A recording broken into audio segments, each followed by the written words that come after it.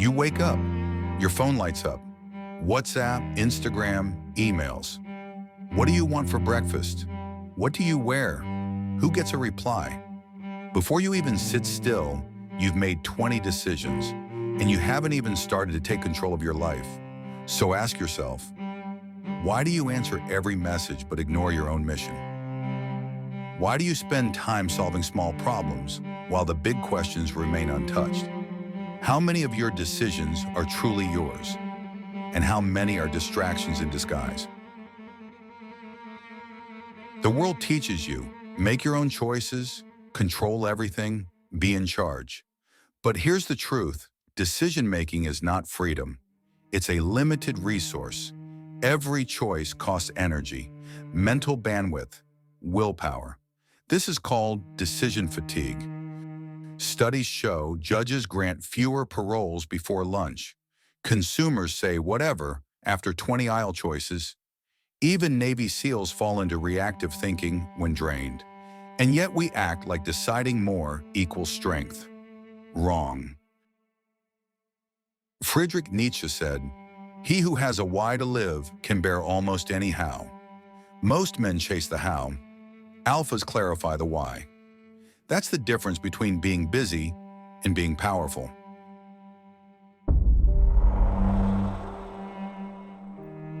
Why does it feel like I'm always thinking, always choosing, but never really moving?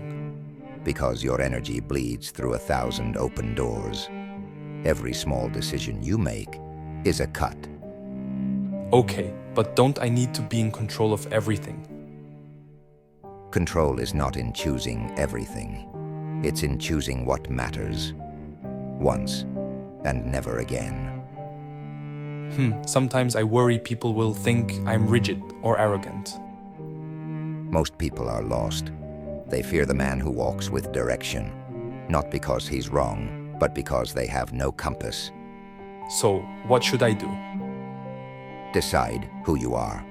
Then let that man make the rest of your choices.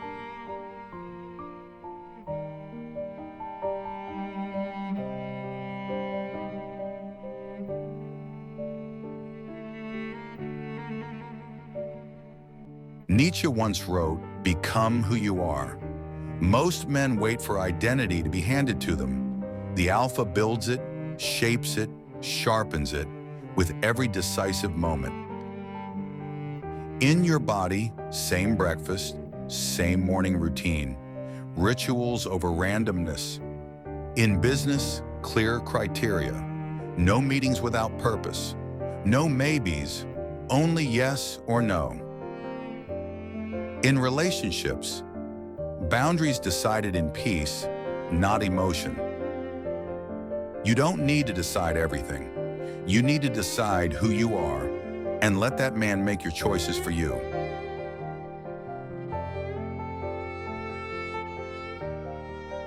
True strength is not in choosing more.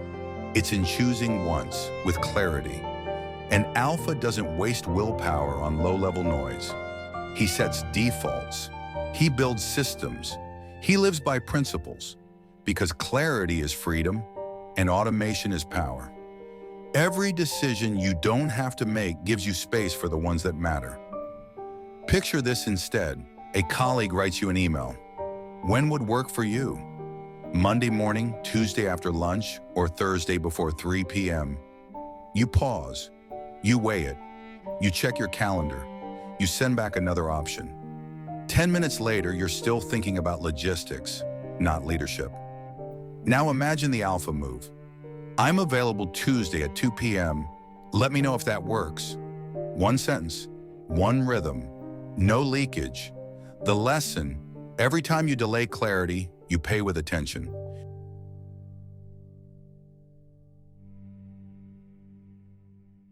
Nietzsche once said, "You believe you are free because you are allowed to choose, but your will is weak if it is scattered."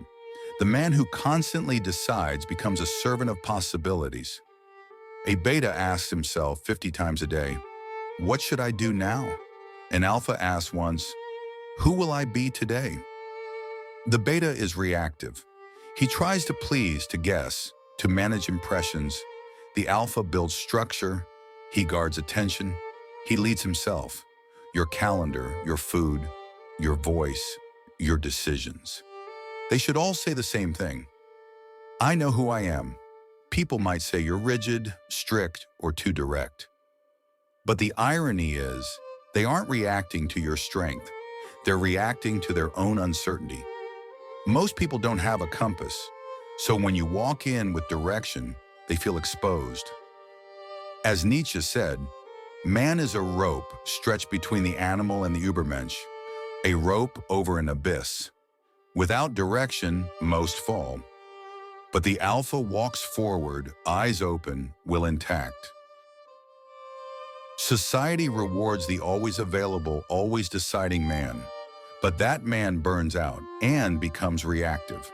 The alpha, he is selective. He protects his mind. He keeps his energy sacred. He knows every yes is a no to something else. Every impulse answered is power given away. Ask yourself, how often do you feel tired?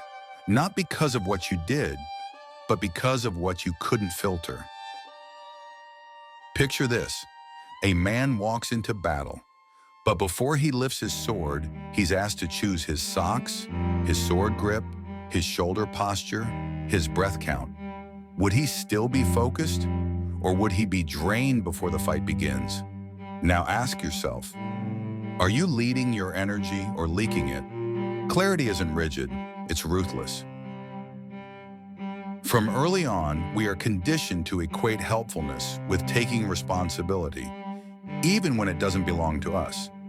In school, we're rewarded for being the first to raise our hand. At home, we learn that being good often means carrying emotional weight for others. In business, we're praised for being the one who just gets it done. This creates a dangerous pattern. We internalize that to be valuable, we must absorb problems, smooth conflict, and always be available. We become decision machines, not leaders. Every time someone says, "Can you take a quick look?" or "What do you think I should do?" they hand you their monkey. If you're not careful, by lunchtime, you're running a zoo. Over time, this builds a systemic distortion of responsibility. You stop asking, "Is this mine?" and start acting like everything is yours. And the world encourages this. Why do I keep saying yes to things that drain me? I know better, and still, I do it again. Because your old self is addicted to being needed. It learned that worth comes from usefulness, not clarity. But isn't helping others a good thing? Helping is not the same as holding. You can support someone without carrying what was never yours. So, how do I stop repeating the same pattern? By recognizing the lie, that you are only valuable when you're available. True power is not in saying yes. It's in knowing when to say no, and not apologizing for it. And what if I disappoint people? A lighthouse doesn't turn itself off just because some ships fear the rocks. It shines, not to please, but to warn, to lead, to remain true to its position. You are not here to be liked by every passing vessel. You are here to stand, so that those who are ready can navigate by your light. One day you'll stop proving and start deciding. That's the day the world will call you difficult, and you'll smile, because you'll finally be free. People who only focus on their own priorities are labeled selfish, cold, arrogant, but they might just be clear. This is how an alpha responds. He doesn't instantly absorb what's handed to him. He checks first. Is this truly my responsibility? Do I have ownership or just proximity? Am I solving this because I want control or because I fear discomfort or judgment? If the answer is no, he returns the monkey with strength and clarity. That's your decision. What are your options? You're closer to this than I am. What's your gut say? Let me know when you've made a call. Leadership isn't about collecting monkeys. It's about building a system where others learn to carry their own. And above all, it's about protecting the one decision that matters most. The decision to stay true to your mission. Now here is the solution.